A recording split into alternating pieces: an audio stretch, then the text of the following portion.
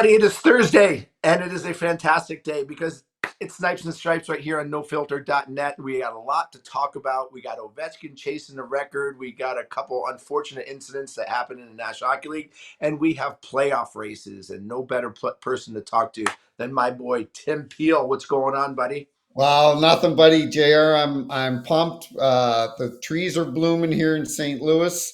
The blues are Uh-oh. really blooming, but we'll get into that later. We've got the Masters coming up next week. I'm jealous as hell because you're going. But before we get into hockey, I do want to ask you this.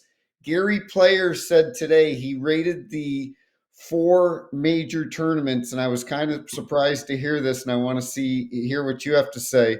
Gary Player rated the Masters number 4.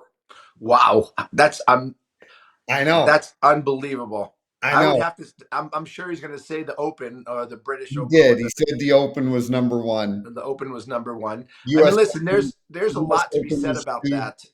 Isn't that surprising? It is surprising. The Masters, I mean, I can understand that the Open he would put number one because you do play so many iconic, old-fashioned European The tracks history, that the are history. historical. And it is kind of the birthplace of golf, right? Where you can Right. really get that history and, the Masters. And I think, I think there is a lack of mystique, or maybe the mystique is bigger because the Masters is at the same course every year, and people really get excited to watch that course. And obviously, we know how hard it is and how prestigious It's Augusta National is. We'll talk about that I'm too. jealous because I love next weekend. We're a week away from playoffs. I love watching the Masters, and It is. It's like the kickoff. It's the kickoff to summer, right? it It's is. exactly right. It's the first major of the PGA Tour season. You're right. It's playoff season starting in April. So yeah, let's have a little golf chat about that too before we start. But also our sponsors, Whiskey in the Wild, the best chocolate whiskey of all time. Whiskeyinthewild.com. Go grab it now. Protected net guards. Compliments of my good friend right there, Tim Peel, protecting all young kids, playing the best game in the world, and Bet Online. We appreciate all your support. But I don't know where you want to start. You want to finish? Well, You want to start a little golf and then go to hockey because there's a sure. lot to Yeah, we talk can about. we can Yeah, talk golf, and then I wanna talk about a couple things that happened in the past week. But yeah, let's beautiful. talk about golf first. Yeah, so I love Gary Player, by the way. Oh What an amazing. I've had the luxury and the pleasure to meet him. He was an amazing man. He's and to hear that, it doesn't surprise me. But if you had to put the top four, I would put Masters number one for sure for me. yeah, The Masters is one of those. I would put the TPC players probably three. I would put the Open two. hmm The British, or they call it the British now. They call it the Open yeah, Championship. the Open. Those would be my top three. What are your top three? Masters number 1, British Open number 2, and I like the PGA Championship for the strictly the reason. Uh, what's that guy's name? Michael Block a couple years ago. The Yeah, PGA Michael Block. Yeah, from California, from I think San Diego. You probably have played that course, and the notoriety and for a pro to be able to qualify and play in it. I like that. I like that bit of it. I think yeah. that makes it exciting and something that amateur golfers we only dream of that, but we kind of can relate to it a little bit too. Yeah, I'm a big U.S. Open fan because I love the U.S. Open because it is tricky. They have the rough is as hard as any tournament there is in golf. The greens are as fast as any tournament in golf, and it's the ones that really challenge the players the most. So I would put probably the U.S. Open right there. And listen, to have three, my favorite three at the top being the majors. That that's fantastic. I'm a major type of guy. Yeah, I me too. always like Pebble Beach. That's always a fun one for me. Mhm. To watch Pebble Beach is always great, and the one at Kapalua with the Mhm. Century tournament to start the year is always fun for me because um, it's the start of the PGA Tour season is always What's the great. one? What's the one? Is it the Bay Hill? What's the one with the Island Green they just played?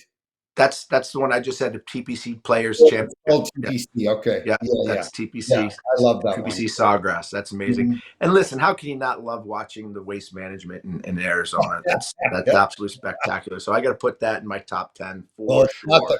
it's Yeah. not the golf, it's all the degenerates Oh that God, it's the are. extra. It's the people watching. That's spectacular. But I don't think my wife will ever let me go to that if she's seen a bunch of videos. I don't blame her. I wouldn't let you go either. Hey, listen, it's about a week old, but I do want to ask you about this because our good buddy Rick Tockett, I don't know what's going to happen at the end of the year. If I was a betting man, I would say he's not going to be the coach of the Vancouver Canucks at the start of Why the. would you say that? I mean, he just came off the Coach of the Year. No, no, no, no. I'm not saying he's going to get fired. Let me get to this in a second. It says JT Miller. I'll take the warts for being competitive. It's a lost art to give a fuck. JT Miller on his competitiveness. And we know what went on with him and Elias Pettersson. To me, they traded the wrong guy, but I get it from a long term standpoint. JT Miller's 32, Elias Pettersson is 26.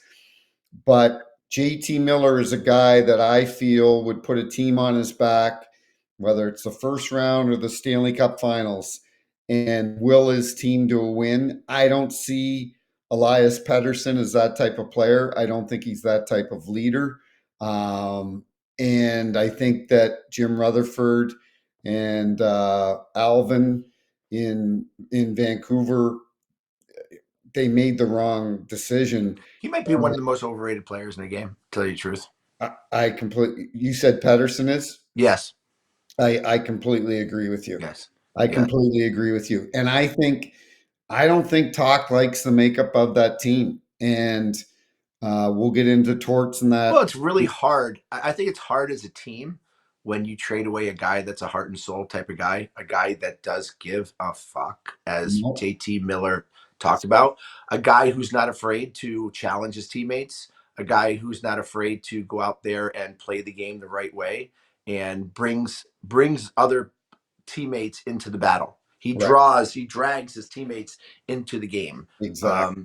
And that's a JT Miller. That is not an Elias Pettersson. No, it's not. Elias Pettersson is an emotional player. He plays on his emotions. When he feels good, when everything's going the right way, he's going to have a good game. But if there's to me, there seems to be any kind of controversy, any kind of tough situation, any time of a physical altercation Yep. game, Pedersen just disappears. And Well, they were what did they lose in Game 7 last year to Edmonton in the first round, and now they're not even going to make the playoffs.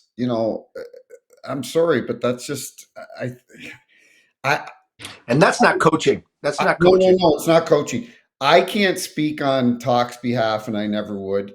Um, but I think him and maybe some of the not I don't want to say old school because they've learned to adapt, but the guys that played like I know with Berube and Talkett and they get frustrated, JR, with the type of softness that some of the players are these days. 100%.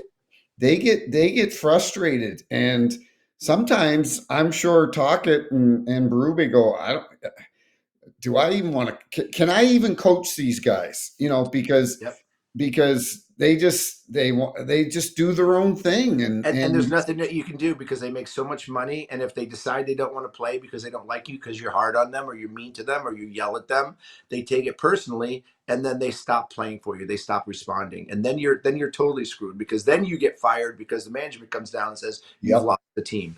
So, and yep, that's one of the reasons that I don't coach. And people ask me, would you ever coach? And I said no, I couldn't, because no, there is no way that I would be able to keep my wits about me when I'm watching soft players that get pushed out of games or really just don't give a rat's ass Right. from one night to the next, and they only play when they feel like playing, when they feel good, or Yep. when they feel that they're playing a team that they have a better chance of scoring or getting points, or that's going to be easy night. And when they know it's a hard night, you don't see them. And I'm telling you, you won't talk for talk. I won't talk for talk, but I do know, and you do know that talk probably can't stand the fact that JT Miller's not on that team and that they got Elias Pettersson, who they have to babysit and make sure that he feels good and that he feels confident about himself in order to play. His feelings don't get hurt, and Yeah, 100%. JT yeah, Miller is Rick Tockett's type of player. That's hundred who, percent, 100%. right? Yeah, 100%. But That was a tough one. But again, this is we're talking about moves, right? And some of the most controversial moves this year. Obviously, that JT Miller move in Vancouver, and the obviously what's happening with Chris Drury in New York, with mhm, the way that he's dealt with some of these moves. I mean, getting JT Miller, that was a positive move. right, But what happened with what's his name, with tackle. no, not Kako, with um, their captain earlier in the year. Shoot, the defenseman. Why am I blanking? I'm blanking too. No, the defenseman. He got traded to Fuck, Anaheim. not fought. Oh, Truba. Truba. Yeah, Yeah, sorry yeah. guys. Yeah, We both blank.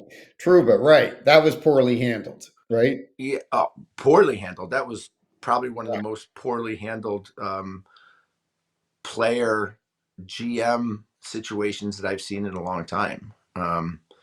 And So yeah, it's too bad. It's too You, bad for Tuck. It shows you how tough the league is right now. You have a guy that won Coach of the Year one year and next year doesn't make the playoffs. And right.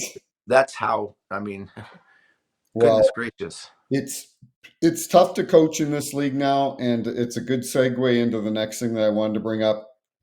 A couple nights ago, Patrick Waugh said about Anthony Duclair. He said he was god awful, and he's lucky to be in the lineup. He was god awful tonight. And what happens today? Anthony Duclair is taking a leave of absence. Says he needs to get his mind straight. Um, because I guess he needs a break. I don't get it, and I'm sure you don't get it. Like I don't, and this isn't the first time that this has happened over the last couple of years where players are like, and we're not talking about. Listen, we're not talking about people that go in the substance abuse program. We're not talking about people that have mental health issues. All that we sympathize with, but you had a bad game and you've been struggling, and now you need time away. I don't get it. I Yeah, don't I don't know what the situation is. Does he have a substance abuse problem? Does he know. have No, mental he issues? hasn't. No, well, if he does, we don't know because he hasn't entered the NHL Players Assistance Program. He just says he needs time to reflect. Was his quote? He needs time to reflect. So, and What the hell does time to reflect I mean? don't know. Like I you're a don't know. professional athlete. Like, are you that weak that you have to take time off to reflect, to And I, say whether you want to play hard or not, whether you want to play in the National Hockey League or not, or like this? That's just a. And listen, Anthony Duclair, number one, should be thankful that he's even in the league. This guy is very talented, can very. skate like the wind, Hmm.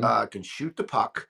Now, I don't think he's the most intelligent player on the ice, obviously, which is why he's pretty much been a suitcase for his pretty much his entire career. Yeah, But yes. when the kid is playing great and playing effective and doing what he's supposed to do and playing with energy and playing like he cares, the kid is really good and he can help a team. But again, this is the mentality of a lot of kids. It's like you can, why do you have to motivate somebody like that to play That hard? that's the thing is that's what I think the challenge is for That's the NHL. opposite. That's That the opposite of what we just said. JT Miller is. He gives a yeah. f. See, that's the difference, JR. You just said why do they have to be motivated? Um, the difference is years ago, players were afraid that somebody else was going to take their place in the lineup. Now they know I'm making X. Nobody's taking my place in the lineup because of the salary cap. They can't send me down. If they do, they've got to pay me. Like Anthony Duclair, I think he signed a 4 year, 4 times 4, and this is his first year. And these guys get comfortable, and they know that because of the salary cap, yeah, you know what? There's not much you can do to. They're weak. They're weak minded. I And by the agree. way, they don't have the pride in how they want to be seen. They play the game. Right. They don't have the pride in a consistent mentality to the game. They want it easy. They want shortcuts. They want it to just come to them because it's come to them easily their entire career, and they don't want to work for it. Anthony Duclair is another one of those guys that literally he's like we just talked about with Pedersen, right? He he he moves depending on which way the wind blows, Yeah. whether it's sunny out or not. Yeah. And you just can't do that. You're never going to be successful. You're never going to be known or respected if you're a part-time if you're No. a part-time player. Well, you know what? We touched on talk. We touched on Al or Patrick Waugh, and the last thing that I want to discuss that before we get into the teams and obviously Ovi and so on was Tortorella. And you and I are big Torts fans. I still to this day text him after I retired. Him and I just love the guy.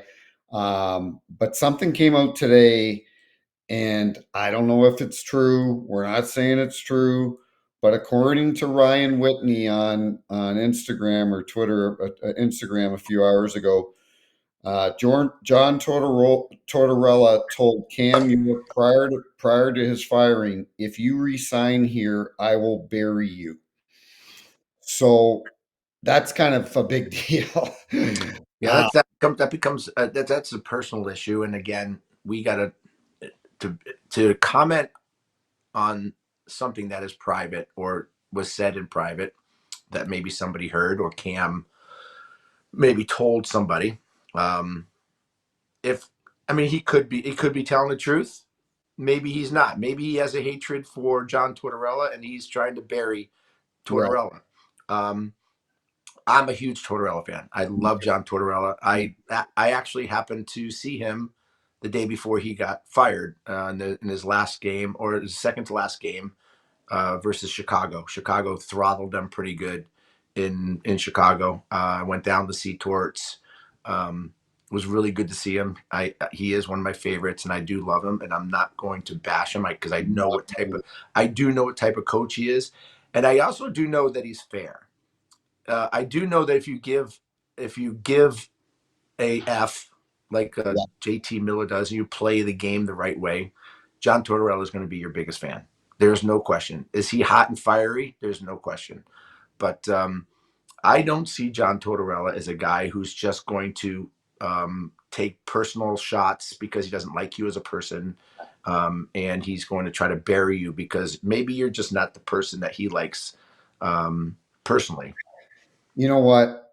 And the more I think about it, and I love the boys over at Spit and Chicklets, Biz and Whitney and all those guys, but you got to be careful. Like you got to be. I'm not saying that it didn't happen. I'm not saying that it did happen.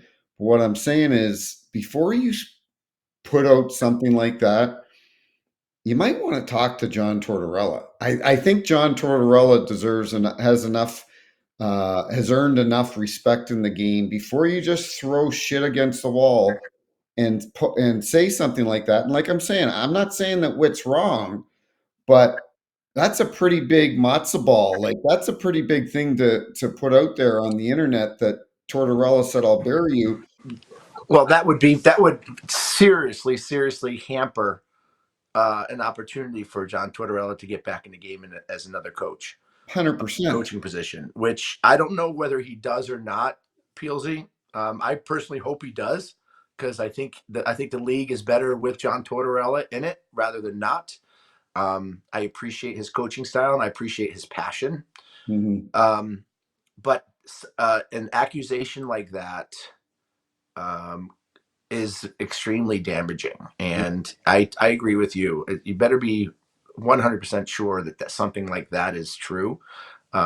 Listen, I understand what it's like to get something said about you that is Mhm. totally not true and have it hamper your lifestyle. Yeah. So um, I'm glad that you stuck up for the, not just for John, but just for the chasing of the facts, right?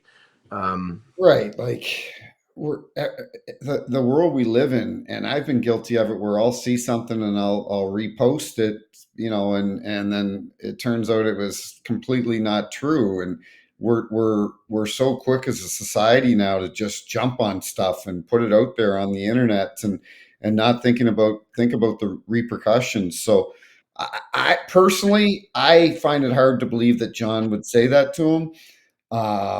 And I'm with you. I think our league's a lot more entertaining yeah. when Well, I will say this. I will say this. I know nothing about Cam York. I I don't. don't. I Yeah, don't know what type of player he is. I don't know what type of person he is in the locker room. I don't know what type of teammate he is. So I'm not going to sit here and you know say I understand why he would say that. But I can see the frustration of a coach or somebody if there is a guy on the team that's like you're so frustrated with because either he's a bad representation in the locker room or he doesn't give out 100%. He's not bought into the team concept. He's a once a week player. He has no jam. And then he has a I don't give a F attitude off the ice about how he plays on the ice. I could see how somebody would say, if you stay here, you're not going to play for me. I will bury you. Um, I can't say that I wouldn't be the same way if that was really the case if I was a coach, because I wouldn't want that person on my team. Um, but it's very tough to play with somebody's career or somebody's livelihood if it's not true. And one of our faithful listeners, Nick, he said, I would never shit on an athlete, but I'm in the military. If I'm deployed, I can't just say, hey, I need a minute to reflect and take a break. You yeah, know?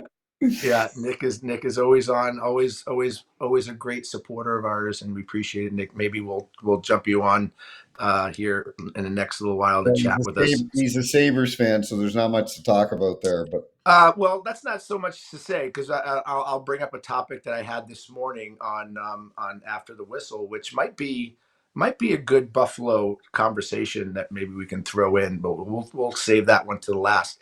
Let's talk about Ovi, like because there's no way that the hockey world isn't eagerly watching every single Washington Capitals game that happens night in night out, and Ovi continues to be the scoring marvel that I don't think is we've ever seen you know in hockey scoring goals. He's 39 years old and he's gonna score 40. yeah, And if if you're betting now, he needs three in the last 7 games. You can't bet against an no, Alex Ovechkin not getting it this year, not breaking Gretzky's record this year. And it looks more and more like it could come down to that last game in Pittsburgh needing one goal to break Gretzky's record. I think there is no better storybook I than know. that happening. But let's just talk about how unbelievable um, this this whole mentality is, and this is what's even more incredible, Bealsy. Here's a guy that loves the game so much. I don't think there's a person in the game that loves the game as much as Ovi, that loves his teammates as much as Ovi, that plays the game like Ovi, that enjoys being in the locker room. Um, he is right now. I think he is the Joe Thornton Yeah, of teammates. You see his teammates in going out to games in the runway. They're all jumping around. They're all laughing. It's their camaraderie in that locker room. I think this is one of the reasons why they're at the top of the league in standings when nobody thought they would be there is because Ovi creates mentality and an atmosphere, and they create that. They have that inner bond that they want to play for each other, and that's all Ovi. Yeah, I was watching the game last night against Carolina. We'll get into that. That could be a shit show this year in the playoffs because they do not like each other. But he's got Leonard. He's got his arm around Leonard, who played at I think BU or BC. Well, how about that? He literally went to the bar Yeah, with yeah, the BC. I mean, this is what Ovi does, right? I right. mean, he's going up to Boston. They're playing Boston the next day. They just signed Leonard after BC loses out, and Ovi takes them all to the bar to drink together Yeah, and welcomes Leonard onto the team the yeah, right way and says, "Kid, welcome to the team." yeah. I mean, that's Ovi. Like, is that not the best No, teammate, the best captain to do that? 100%. It was phenomenal, and I wanted to bring up last week when he was Oh, playing this is the best. This when is he the was he's playing in Minnesota. He's playing against Fleury. They've had a lot of battles over the years, oh especially yeah. when Fleury was in Pittsburgh. And Washington players, they lose the game. They're heading down the tunnel, and Ovi comes over and hauls them all back and says, "Get out here! We're shaking Marc-Andre Fleury's hands." And he led the charge, led the line, and you could just see Marc-Andre Fleury. He was like the amount of respect that Ovi has for him, and Ovi has for the game. I love seeing things like that. It You know, just you don't see that in sports, and this is no, why you hockey don't. players are the best.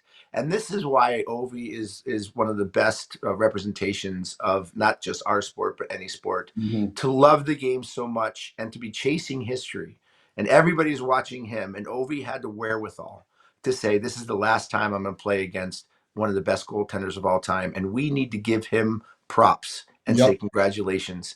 That to me was the ultimate. We saw it a couple of years ago yep, with Chara when yep, Chara retired. They did the same thing with Chara, but for Alex Ovechkin to literally have that that right. quick thought, get everybody back on the ice because we are going to tell Marc Andre Fleury, who by the way is one of the most loved players in the National Hockey League by all of his teammates, one of the most Ever. respected, and Yeah, I think one of the yeah, classiest athletes of all time. I mean, look what has happened to Marc Andre Fleury over the years. He got thrown out of Pittsburgh, literally yeah. after winning a cup, was forgotten about, was shipped off in the expansion draft, put the team, the Las Vegas Knights, into the finals in Uh-huh. their first year of existence, and then shipped off again. Yeah. Literally disrespected as a goalie, and he does nothing but keeps a smile on his face and becomes a great teammate wherever he goes and says nothing. I know. Um, that being said, I don't know whether to talk more about Marc Andre Fleury and his career or the fact that Ovi had that same thought in his head to stop and congratulate him on an awesome career. Just, I mean, I get chills thinking about how great of a respect and camaraderie that is. I know, and I'm laughing though. Like it, I guarantee you, Carberry is. You can tell he's Spencer Carberry, the coach of Washington's a class act, and has done a tremendous job. But I think he would like to see this done sooner rather than later because I've watched a few of their games lately. Ovi doesn't leave the ice in the last 2 minutes, and I think he'd like He to. plays all 2 minutes of every power play. And at some point, you got to get your team ramped up going this way for the playoffs because they've kind of been win one, lose one, win one, lose one lately. And he wants to get them ready for the playoffs. But Yeah, you know what? You're talking about he's got 7 games left. He needs 2 to tie, 3 to win, or 3 to beat it. Listen, buddy, he could do it tomorrow night against. He's at home to the Chicago. Chicago Blackhawks. Okay, he could possibly do it tomorrow night. Who Yep, knows? Like, yep. He does play Chicago at home. I mean, he gets two tomorrow, and then it's go time. You know, he could get three. You never know. I wonder whether Gretz is thinking on attending. Though he's got to be thinking about attending the Blackhawks game tomorrow. I mean, it's oh, not out of the realm of him getting three tomorrow. Um, yes, but speaking of Washington, let's chat a little bit about the unfortunate incident in the fight with it's Jalen Chatfield and Connor McMichael. yeah, this has gone pretty wild over social media, and um, I think Chatfield is taking a big brunt of negative criticism for this fight, thinking that he threw a defenseless McMichael with no helmet on, slammed him to the ice. I even saw people calling it a slewfoot, which is so uh, inappropriate and incorrect. Throwing things out there, because a slewfoot is one of the most disrespectful things that you can do in the game, and this incident was far from any kind of slewfoot by Chatfield. Um, is it a slewfoot by McMichael? I don't think it was intentional. Um, if it is, it was without a doubt a very unfortunate situation. Uh, and a lot of these people are yelling and screaming about this fight that have never been in a fight. They don't understand what it's like to be on two skates, grabbing another player in a fight, defending yourself, and trying to win a fight. Um, and if you watch this situation, the slew foot, I think was McMichael just getting position and their knees locked up. McMichael's knee, while Chatfield was turning to get position, Chatfield turned to get position so that he could throw a punch, and the back of his knee hit McMichael's knee, which sent him flying backwards. Now, when you're in a situation like this, you're going to instinctively pull somebody with you, because you're Right. going to pull somebody to help keep your leverage up so you don't go down hard. And then 100%. obviously you're still in protection mode and fight mode. You're pulling him down hard, and then McMichael goes down really hard. And thank goodness nothing happened, and he hit his head, and anything got really bad on the back side of that. But by no means did I think Chatfield sat there and said, I'm going to throw McMichael down to the ice and slam his head into the ice. This was an unfortunate situation. And I know people can't see this, but I do have the picture that I'm showing you where the knee of McMichael is very um, Mhm. innocently and accidentally hitting the back of Chatfield's knee, which sends him in a tailspin going backwards. Um, a lot of bad things happen in Yeah. fights, Peelsy. A lot of unfortunate things. But there's no way that you can tell me or convince me that Chatfield was purposely trying to body slam McMichael into the ice, into this situation. And anybody that thinks different should take a look at this slow mo and try to understand what it's like to be in a fight in the National Hockey League situation. Well, you know what? Well said.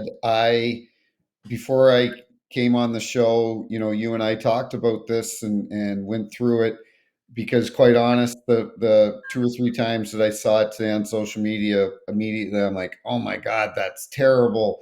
Can't It have looks bad. There's no question it looks can't bad. have that in the game. He should be suspended, so on and so forth. But when you showed it to me again and we looked at it, and you know what, you think that maybe you were an analyst at some time, because you described it pretty well to me. And when I see where their legs are, and Chatfield is falling back, like you said, you're after watching it and listening to Yep. you, I have a way different view. And you know what? Obviously, the NHL has a different view too, because Yep. George Peros and the Department of Player Safety didn't suspend him, and I think they made the right call by doing that. And They you did. know what? You know what? It's going to be what's awesome is tomorrow night here in St. Louis is the second puck cancer event for Kelly Chase's battle with cancer, and I'm going to referee the game. And guess who's there? Is George Peros.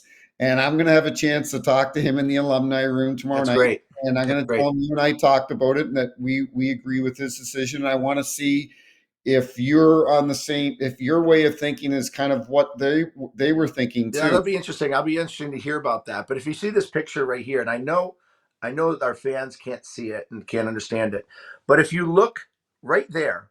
Look Yeah. at Chatfield's face. Yeah. Look at his arm holding on to No, he's trying McMichael's to hold arm. on. Yeah. He's holding on like you're falling backwards out of a tree, and Yeah. you're holding on for anything that you can go because he is on his way down. Right. He's on his way back. And we all know that that is a very scary situation to be in when you're falling backwards and you don't have a helmet on. And his face right there is sheer fear.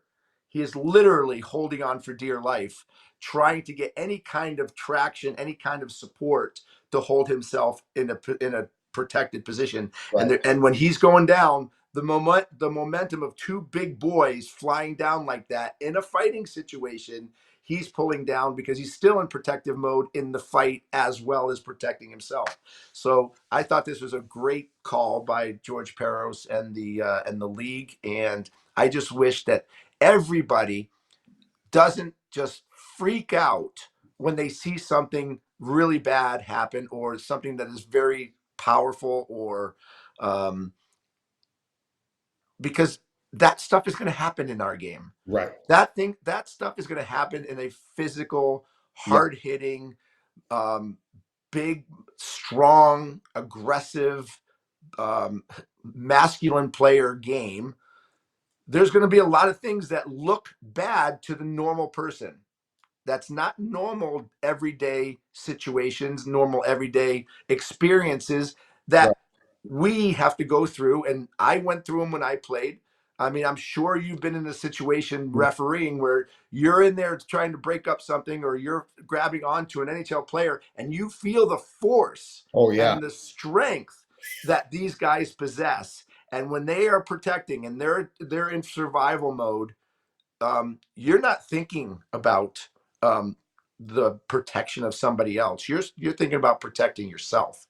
You know what? You hit the nail on the head at the beginning. The people that are speaking out are people that have never been in an NHL fight and have no idea what it's like.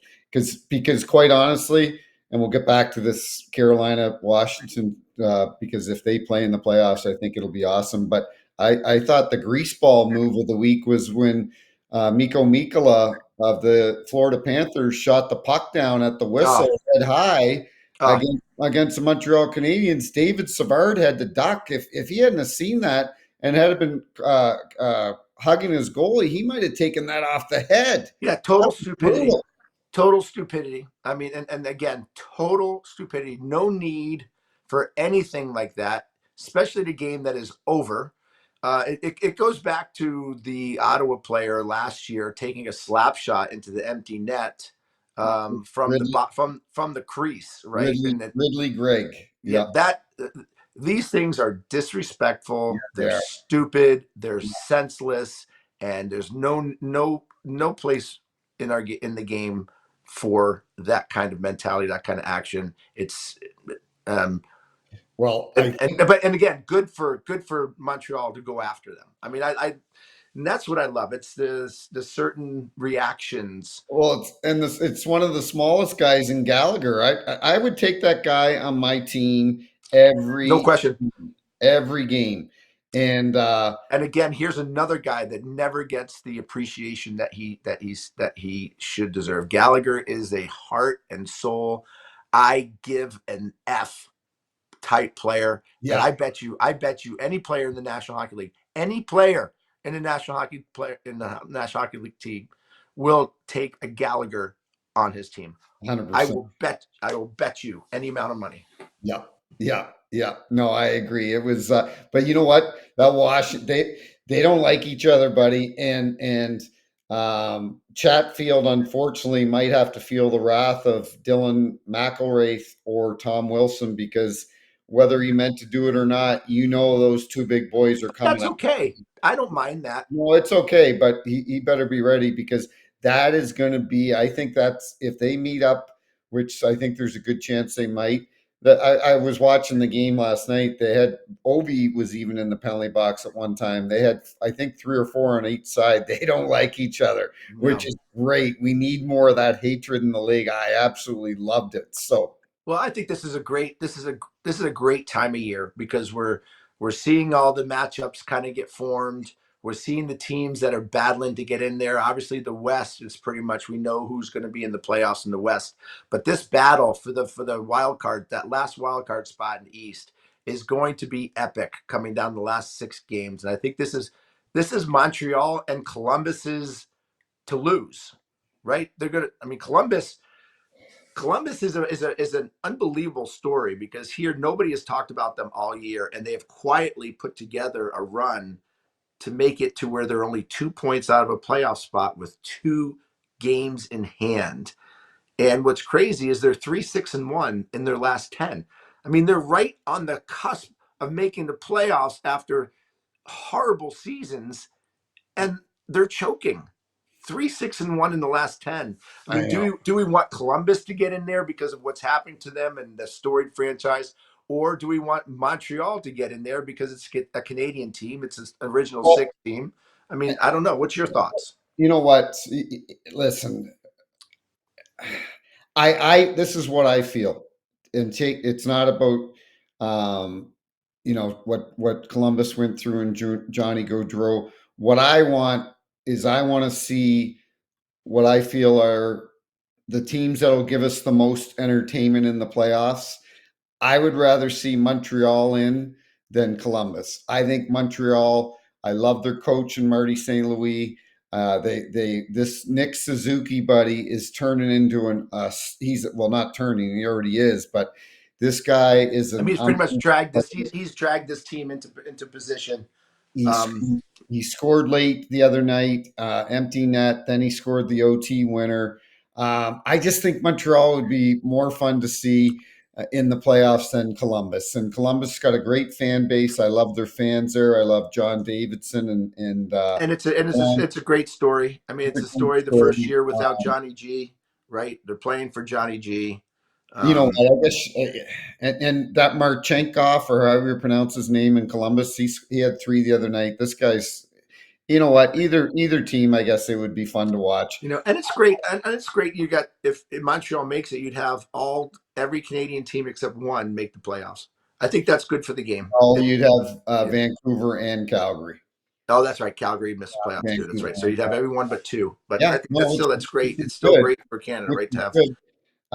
Do the Rangers make it? You know, they've got they're tied with Montreal. They've played one more game. I watched that game last night. I watched the game against Minnesota last night. They won it, but I don't. They don't look to be a very good team. I don't know what it is. Like, You would have to you'd have to give the Rangers the upper hand because of the team that they have. They do have the better chance of winning games. I don't know what everybody's schedule is and which one has the easier schedule. Um, I'm really glad Ottawa has kind of me too. secured their spot Me too. because of He- Brady. So I He's really love that.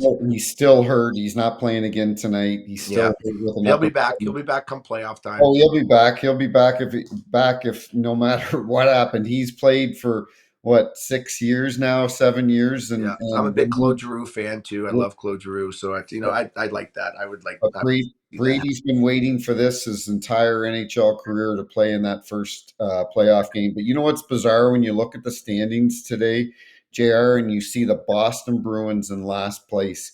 Is that talk about going from the penthouse to the shithouse, the Well, outhouse? again, we're talking about GM moves, right? So how can you sit there and not think that you're going to give Brad Marchand $6.5 million?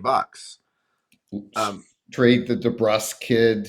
it's and they literally and I don't know what the decision making was and whether what the conversation was between Cam Neely and Sweeney and people in the office, but literally just to say, okay, we're done. It's time for a rebuild. We're getting rid of all of our top guys. I mean, I can't even imagine what McAvoy is thinking in that locker room right now, and knowing that he's going to be on a rebuild team that is who knows what's going to happen. To give up Charlie Coyle like that, to give up Marchand like that, I mean, it's I tweeted out the other day, and I've toned down my tweets. I'm not as controversial, but I did say, I said, thank you to. I basically said it was a picture of the Blues after they won their ninth game or eighth game in a row. Now it's up to 10, could be 11 tonight. We'll get into them in a second. but I said Jim Montgomery was not the problem in Boston. It was the lineup. And you and I talked about that when he got fired, that he wasn't the problem. It was the lineup. And I said, the St. Louis fans, thank you, because I'm sorry. I've got a lot of respect for Don Sweeney and Cam Neely, but Yep, me this is too. on them. Me This is too. But this is bad moves. The Boston fans are calling for their jobs now, and right. it's going to be interesting to see what happens. It just goes to show you how big Patrice Bergeron was to this team, Oh my God. right? I mean, this thing started going downhill right when Patrice left, Him and Big Z. and Big Z and what's his name, the Czech, what's Krejci. Krejci. Those three leaving. That was the beginning of the end. There was nothing Marchand was going to be able to do to keep that team afloat. But it's new. It's a new chapter now for the Boston Bruins, and that's a tough city to have to rebuild in. They're not very patient in Boston, so it's going to be No, interesting to see what goes on there. Your St. Louis Blues, man, are just wow. What buddy. what It's happened there? I was listening to our buddy Andy Strickland, and I texted him after he was on NHL radio this afternoon. I said, you know what, good, nice job you did today. He had brought up a really good point that I hadn't thought of, is because Monty came in kind of a whirlwind. He gets fired 3 days later. He's hired by the St. Louis Blues. And you know what it's like as a coach to a new team. It's you don't have training camp. You know what I mean. It's like boom, practice, game, flight, game, practice. Like you're go go go. Oh, you got to coach kids that you don't even know. You have no idea what they're like.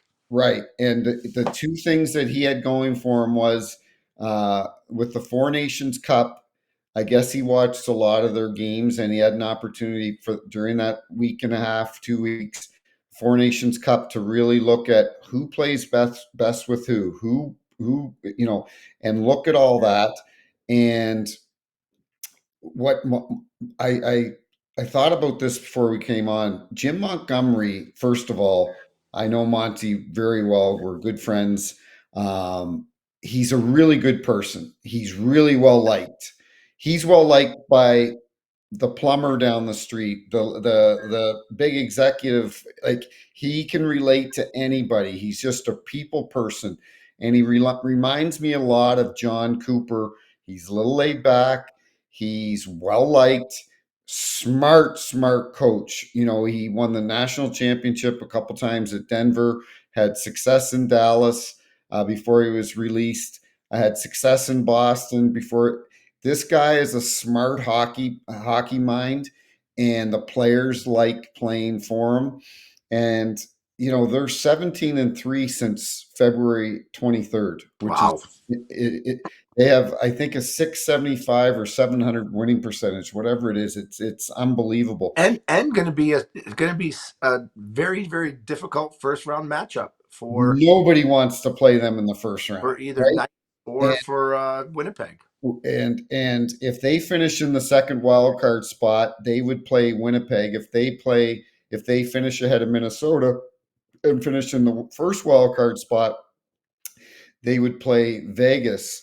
And I happened to be talking to Strickland this morning before he did the interview, and I said, preferably, I would like to see them play Winnipeg rather than Vegas. Vegas is big on the back. You would rather have him play the hottest goaltender, the best goaltender in the game. Now, you know what? But guess what?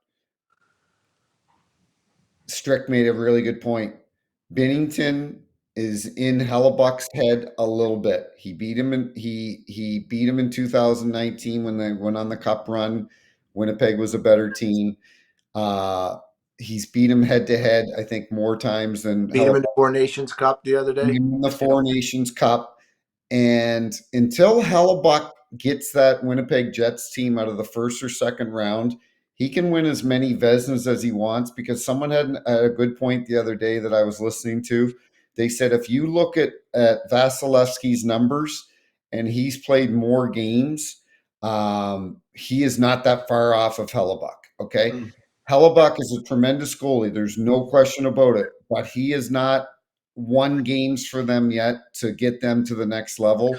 And until where Binnington has stole games. He stole that Four Nations in Yeah, overtime. he did. You know what I 100%. mean? So you know what? And they've got a great it's very reminiscent of 2019. I'm not saying they're going to win the Stanley Cup. 2019, they had a fourth line made up of Barbashev, Steen, and Sundqvist.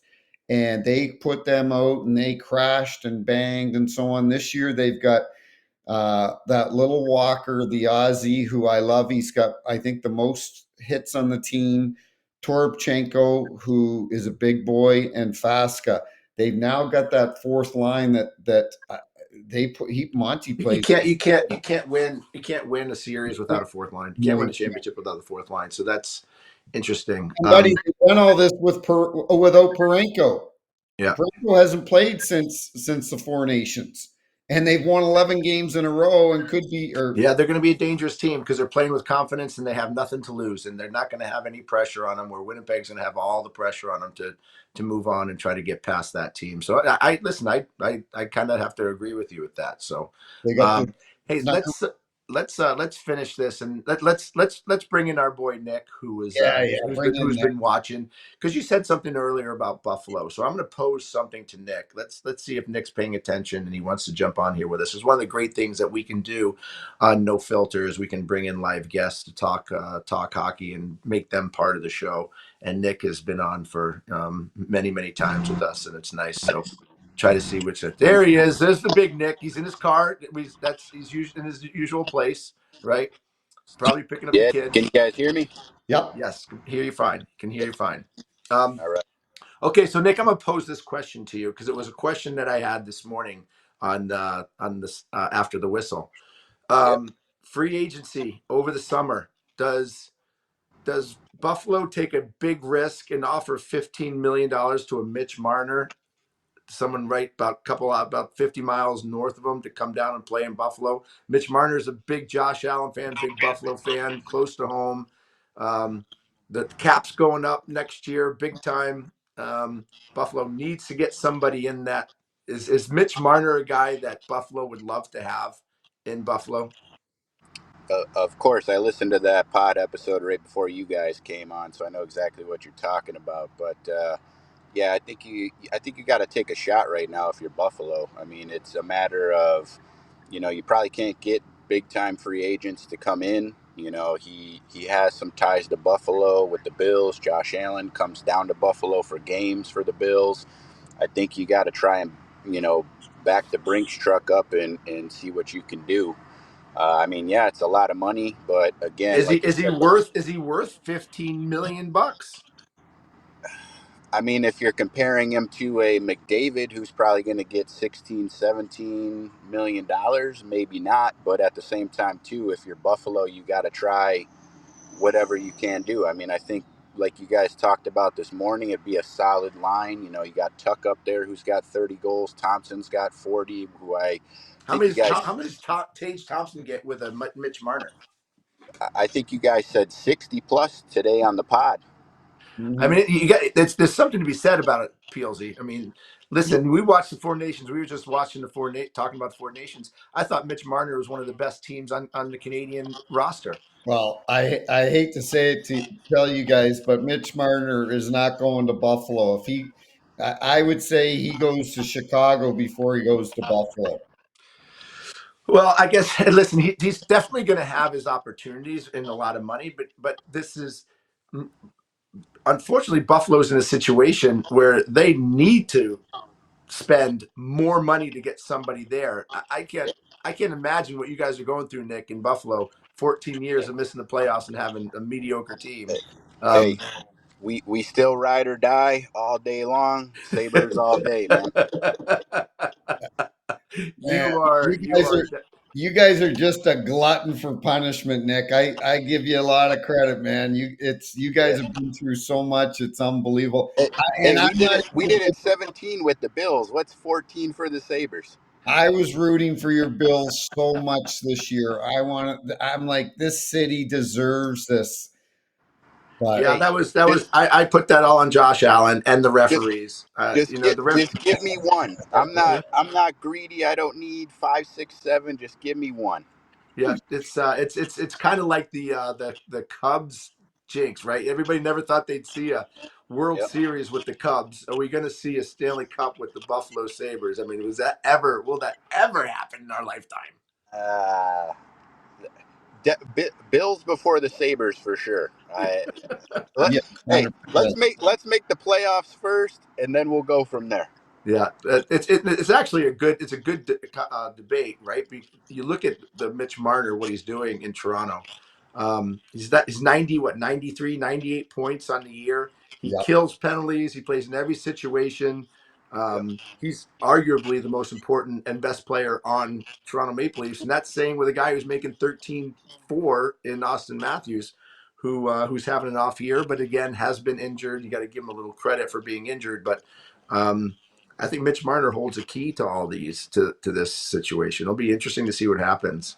Hey, Yeah, I'd take them in a heartbeat for Nick sure. Nick made a comment earlier, JR, in the chat line. He said the Jets choke in the playoffs. It, And your reasoning for this is I, I mean, they just I don't know. I mean, I think hello, he's saying I think he's saying that they continually choke in the playoffs. Is that what you're yeah. saying? I mean, didn't they go? They went out. Was it the first round last year? Yep. And probably I want to say the year second after round, that. second round the year before. Yeah, Yeah. I don't know. The playoffs is going to be wild this year. I posted in the chat. You might see Colorado and Dallas in the first round. You might see Yeah. Tampa and Florida in the first round. It's going to be wild. So I can't yeah. wait. I'm glad you're following that. We were just talking about yeah, the same thing. This is the exciting time of year when April shows up and we start seeing the matchups, and then we start yep, dreaming about watching, yep, playoff games and Brady versus Kucherov. You're gonna have Heiskanen versus McKinnon. These are exciting matchups that can't wait to watch. for sure. Hey, can I put you guys on the spot real quick? I'm a big golfer as well. I heard you talking about the Masters. Yeah, yeah. Who you guys picking? Oof. I'll tell you, I don't know how you can root against or vote against Rory McIlroy with the way he's playing this year. Nick put that He's on the chat line, JR. Nick said uh, it on the chat line. Yeah, I didn't see it on the chat line, but Rory McIlroy right now, with the way he's hitting the ball, the way he is putting, his confidence, he's definitely a different person this year, a different player. His short game has been amazing. I think his demeanor is amazing. And I've been to Augusta. I am shocked that McIlroy has not won a Masters yet because how open it is. He Right. hits the ball so far, and how unbelievable control that McIlroy has of his ball, and the Augusta plays to him so perfectly. I'm shocked that he hasn't been able to get it done at the Masters, and I think he feels that this year is his year. This golf course has changed a lot too. They've lost a lot of trees. It's going to be even more wide open for McIlroy. He's going to feel much more comfortable to pound that driver down close. But it's his putting that has improved more this year than any other year. And you need it on those greens because those greens are absolutely the most maniacal greens you have ever seen in your life. Who have you got, Nick? I mean, it's tough to go against Scotty Scheffler, man. The guy is just got ice water in his veins. He shows up in big moments. So I'm gonna go with Scotty. I mean, it's kind of a uh, Yeah, you chalk. two you Chalk, I guess you could say. you two are Uh, really going out on the limb picking the number well, one and number two here, player in the here, I'll world. say this. I'll go with a wild What do card you here. mean going out on a limb? Rory McIlroy's never won a Masters. That's going out on a limb. I'm I'll gonna go pick with Oberg. I'll go who? Oberg. Oberg. I was Ludwig just gonna Oberg. say that. I was gonna pick Ludwig Uh, Alberg. I like that kid. He's yep. a he's a great player. I agree with you He's got 100. one of the best swings and I the know. Yep. most consistent swings in all of golf. It I is know. incredible. I know. All Listen. right, so we'll let you take him, Tim. I'll go Scotty, and Jr's got Rory. So Okay. we'll Perfect. convene Okay. back and see what happens. Well, Nick, thanks for joining, buddy. I really appreciate it. It's again, we love your support every week, man. You're just the best, and we'll see you next No week too. problem. Thanks, buddy. Appreciate you guys. Have a good evening. Take care. See you, Have pal. That was great, Jerry. I'm glad you brought Nick on. That was Yeah, fantastic. it's good. We can't have a guest every week, but No, you no. know, hey, listen, Great. We covered I him. think what let's take a shot and let's try to get Johnny Tortorella on, and so maybe he can, maybe defend himself over Yeah. some unbelievable. Maybe we can do that next week. Port's isn't a big fan of podcasts, so No, he's not, but who knows? Maybe he'll do it for us. We'll see. yeah, But maybe. that was a great show this week, buddy. I appreciate it and look forward. I will be in Augusta next week, so Yeah. I'll be reporting from there. So whether it's What Tuesday day are or you going? Wednesday, we'll get the pod What day going. are you going? I'm going in on Tuesday. I'm Tuesday. going in on Tuesday, and it's practice round and par three tournament on Wednesday, and then yeah, let the ball fly on Thursday. So I'll Are be. you going to play some golf down there? I'm actually going down to Secession, Oh, which is in Beaumont, South Carolina, about 2 hours outside. One of the greatest private golf courses in the country. So I'm excited to go play Secession. It's going to rain on Monday, but I'll battle the rain to play a course like that. So right. I will see you next week, maybe Tuesday or Wednesday, for another edition of Snipes and Stripes right here on nofilter.net. Again, thanks to Whiskey in the Wild, Protected Net Guards, and to Bet Online. We appreciate your support, and I appreciate my partner Tim Peel. You're the best. Great job. That was a great show today, buddy. I That was appreciate it. awesome. See you, Yeah. pal. See you, buddy. Bye bye.